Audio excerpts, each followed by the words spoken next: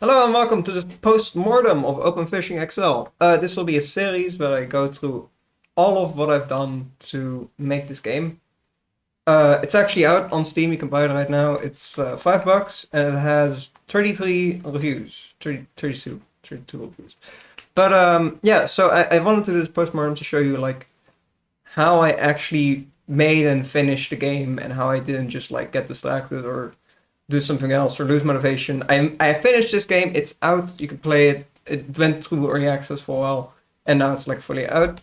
So I felt it's a good thing to make like a bit of a you know post-mortem thing where I explain to you how I did this and how I made an actual game that's out. There's a lot of YouTubers who tell you how to make games. Don't actually make games that well, they do make some of them make games, some of them don't. Some of them are literally just tutorial dudes. Which like how can you trust a dude who hasn't actually made a game and put it out? I don't know. But yeah. So here's the game, here's the trailer, yada yada yada. But like you see this beautiful, sexy scene page right here. It started as this. So first of all, like and subscribe. Do the YouTube stuff. It helps more people see my cool videos about how I make games. So back to the video. Here's how I like. So like it all started with a prototype. Here's how I made like the prototype for this game. That's what I'm gonna go over in this video. And basically, I was like, I got an idea for a game while working on another game that I scrapped because it sucked. It was like an FPS story-based thing. Well, not like story-based, but like it's kind of like Half-Life 2, but really bad. Yeah, it was a mess. But I ended up scrapping that project, or like the plan was like I'll keep working on that and I'll just do a quick little game jam. Turns out this was way easier to make because, and I'll tell you why. That other project I was working on wasn't fun at all, and I was like, oh, it's gonna be fun when I get through the project later on. It'll be a fun game when I get to the polishing or whatever. That never happened. The game just sucked. The base was rotten. So I could have fixed that. That would have been like so much harder than just making a new game. So sometimes, honestly, just cancel a game. It's not. Sometimes it's just worth it. But yeah, so I wanted to do a little game jam just to like take a break, and that was fishing, which turned into Open Fishing XL, where I was like, man, I can make a fishing game like really easily. I should just do that. So in 1.5 days, as you can read here, I made a little stupid fishing game. It's not great. But it was like fun. You could see like there is something fun about this game. There's like something enjoyable about fishing in fishing. The best name for a fishing game. Open Fishing XL is better. Not by a long shot, but it's better. Uh, Name wise, gameplay wise, Open Fishing XL is an actual good game that I play on my in my free time once in a while. Like I love that game. Other people do too. It got an 87% positive rating. Pretty good. Almost 90. So, essentially, like I made this thing and it was pretty cool. And, yeah. So, it's like a super basic thing I made in 1.5 days. Of course, it's not going to be like a Game Awards winning game. I was going to say Oscar, but that's not really game devy. Um, But yeah, so I'll show you the Unity version of this. So it was literally like the fishing rod was a stick, which wasn't even like it was just a stretched like cube, and like you can see the UVs are messed up on it. Beautiful game development. But yeah, so it was a mess. It doesn't work anymore, so I can't like go into play mode and show you the features this had. You can check out the demo though, or like the version I made for the game jam at this URL. Good luck, buddy. Oh no, wait, it's not that long. Just kunstat.hu/fishing. Go there. I might link it. I don't know. Probably not, frankly. So essentially, it's a super basic thing. It's like a microcosm of the actual full game, where you have the little island to explore and you can catch fish in different areas, and that's like the main gameplay loop. So the gameplay loop was there already. You fish and you catch them, and then you collect all of them. Which wasn't actually in this version yet. It was just like an imagined thing that you could like keep track of it yourself. Absolute killer game design. Some of it actually stuck, like the keeping track of stuff yourself.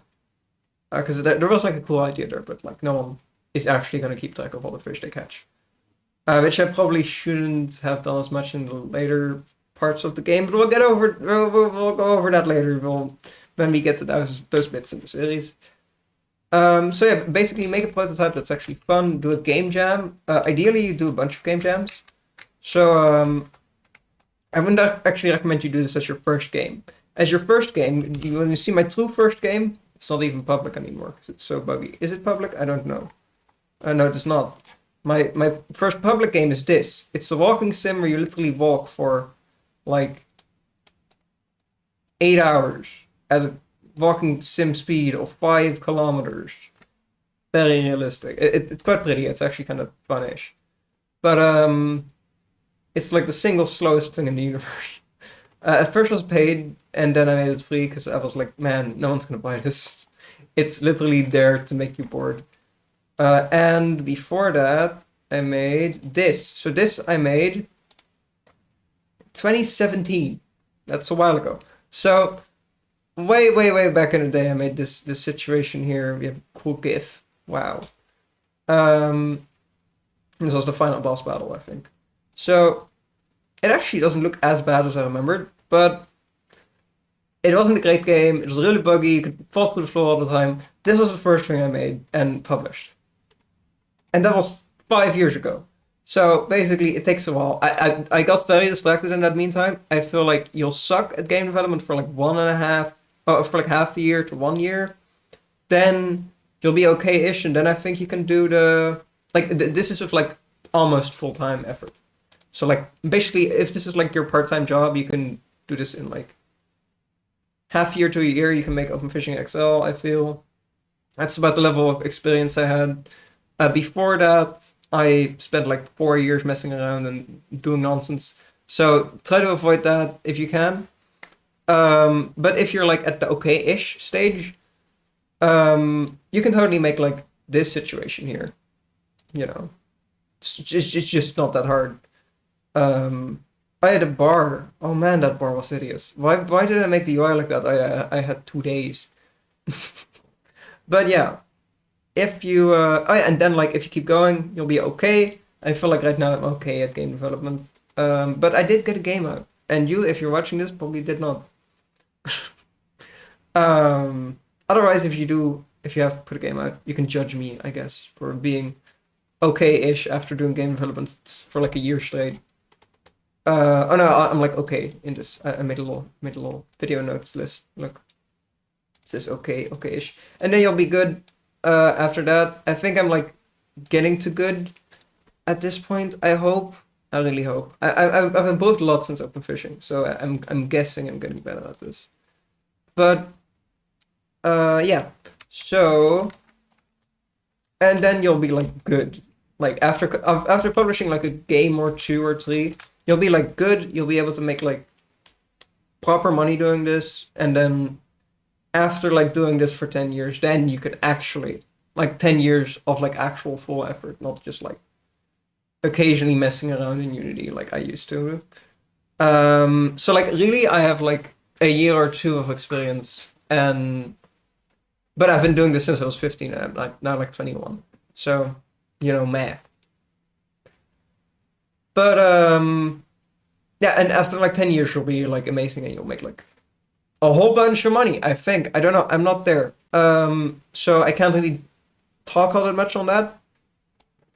But yeah, so basically make a cool prototype that's actually fun. I'm currently kind of messing that up with my current projects. Or at least I should adhere to this a little better because it's important to have your game always be playable. And have a fun like early version, which I kind of did with Open Hunting, but not well enough, I feel. And I did do that with the other game I'm working on, which is an ant keeping game, which actually has a demo out right now. You should go give that a shot if you want. But yeah, so like basically keep your game playable as long as possible as well. I forgot to say that earlier, but yeah, do that. Keep it playable, because then you will always know if it's still fun like the original demo you made, or like the original like game jam version you made.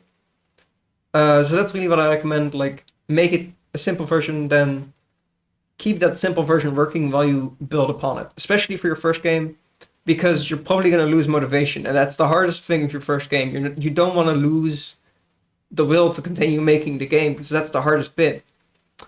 So yeah, I really recommend all of these things that I've talked about in this video.